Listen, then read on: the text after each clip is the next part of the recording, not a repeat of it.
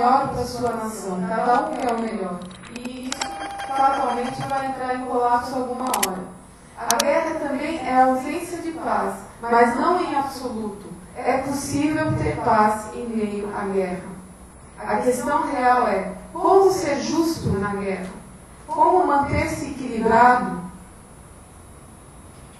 O princípio maior, o amor ao próximo como a si mesmo, essa é a resistência pacífica cristã. Dizia já o William Shakespeare, em tempos de paz convém ao homem serenidade e humildade, mas quando estoura a guerra, deve agir como um tigre. Seria isso, então. Eu trouxe também uma pequena oração aqui, oração pela paz, mas que eu já estourei meu horário, não vou passar ela inteira. Mas fica aí para vocês darem uma lida. E quero abrir agora para as perguntas que vocês possam ter. Muito obrigada pela oportunidade.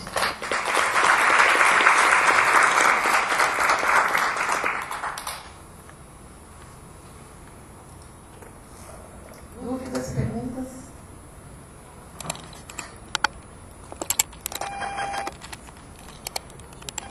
Diga, pode falar. Coragem. Então a gente sempre se depara com essa questão das guerras e muitas pessoas levantam a bandeira da paz, mas a paz como coisa pode aí, negando a guerra, dizendo que sempre é melhor você não guerrear, não fazer, ou então se colocando sempre a favor de um grupo, sem observar a realidade que está acontecendo ali, por exemplo, no Oriente Médio. A gente sempre tem que estar a favor de determinado país. Esse determinado país é oprimido, sempre foi, historicamente e tal. Então o que seria, assim, do seu ponto de vista, olhando para o que você diz, uma guerra justa? Como a gente poderia detectar uma guerra justa? Olha, fácil não é, porque ninguém quer guerra, né? Como eu disse, todo mundo busca, mesmo na guerra, busca alguma coisa boa.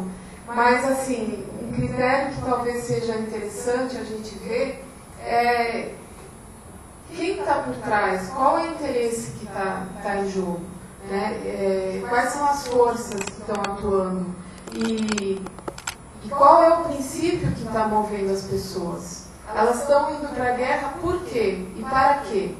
O que está movendo as pessoas a quererem guerrear? Então, naquele conflito, nos conflitos da Primavera Árabe, por exemplo, eu já vi uma entrevista uma certa vez com um civil que estava lá no meio. E ele dizia, olha, e o repórter perguntando, mas por que você está arriscando a sua vida e tudo? Você não sabe que vai morrer e pode morrer e muito provavelmente vai. Ele dizia, olha, nós queremos liberdade para o nosso país e nós queremos ser tratados com dignidade. Tá? Então ali é uma guerra civil. E é uma guerra que busca alguma coisa que vai além dos interesses de um ditador, dos interesses de um poder econômico só, tá? Que vai além, porque é em prol da dignidade de uma pessoa, certo? Eu achei muito legal ele dizer essa palavra justamente, porque quantas e quantas nações estão sendo usurpadas do seu direito de dignidade política, porque são ditaduras, porque não tem uma democracia. Então, a luta pela democracia, eu acho que não que a democracia seja uma coisa válida em si. Tá? A democracia também tem os seus limites. Tá? Levantar a democracia pela democracia também não é legal. Agora, levantar a causa da dignidade do ser humano, ou então as lutas contra os direitos humanos, contra a tortura de pessoas, por exemplo. E essas são causas que são positivas, que podem até ter momentos de intervenção. A Anistia Internacional, é essa que eu estava procurando. A Anistia Internacional, às vezes, ela permite intervenções também em certas circunstâncias, onde mulheres são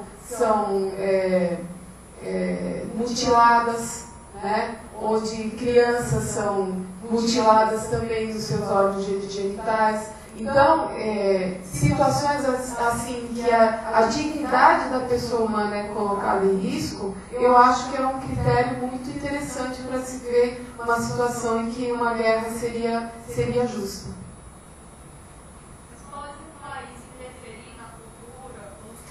Então, a interferência na cultura, você tocou num ponto muito importante, muito interessante e bem lembrado. A cultura faz parte da dignidade da pessoa. Uma pessoa sem cultura não é uma pessoa. Então, se você se dá... Você usou um exemplo maravilhoso, muito obrigada.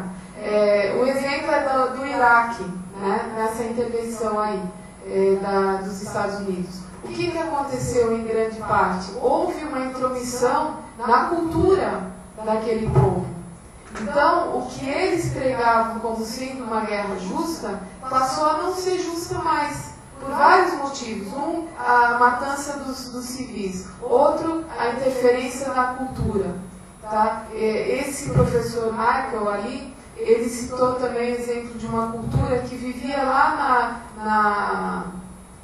na Índia, em algum lugar bem ermo, e viviam uma cultura assim, de paz sensacional. Não tinha tecnologia, não tinha progresso, era uma cultura realmente bem primitiva, mas sem violência alguma. Aí veio o homem ocidental e resolveu trazer cultura para eles. O que aconteceu?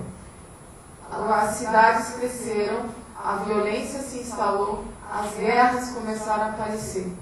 Então, o ser humano, com a sua ideia de progresso ocidental, principalmente, ele muitas vezes usa a guerra como uma desculpa para poder interferir, achando, não, nós temos a cultura soberana, nós sabemos o que é ter cultura. Então, os coitados dos outros, eles vão ter que aprender. A se submeter aos nossos ditames culturais. Então, esse é um limite muito claro. A interferência na cultura não pode ser admitida em hipótese alguma.